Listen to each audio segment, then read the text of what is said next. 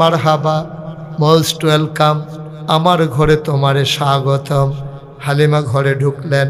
হালিমা কয়, আমি ঘরের ভিতরে ঢুকে দেখলাম মা আমেনা আসন পেতে বিছানা পেতে বিছানার উপরে বসে আছেন।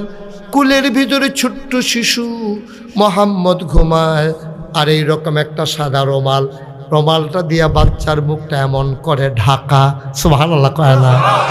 আমি গিয়া বললাম, আমেনা, আমেনা গো, বাচ্চা নেব এমন কোনো কথা নাই, তবে বাচ্চাটার একটা নজর দেখতে চাই। আমেনা ডাক দেয়া কয়, দেখে নাও নয়ন পড়ে। হালিমা কয়, দেখবো কেমনে? রুমাল দিয়ে ঢেকে রাখলে। টান দিয়ে আমেনা মুখের পর্দা সরিয়ে দিলেন। হালিমা কয়, জীবনে আমি অনেক বাচ্চা দেখেছি, জীবনে আমি অনেক বাচ্চা দেখেছি, খোদার কসম এমন সুন্দর বাচ্চা আমি হালিমা আমার জীবনে আর একটাও দেখি না।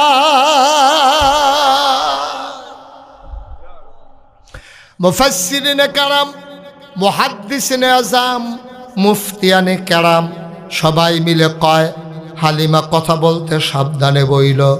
তুমি বলতেছ এত সুন্দর বাচ্চা দেখো নাই, দেখবা কেমনে গো হালিমা? এত সুন্দর বাচ্চা দ্বিতীয় আর একটা আমার আল্লাহ বানায় না।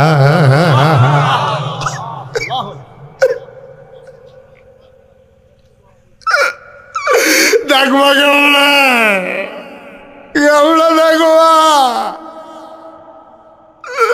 আর যে সুন্দর বাচ্চা আমার আল্লাহ আর বানায় নাই, বানাই যায় না। দেখবা, দেখবা কেমনে?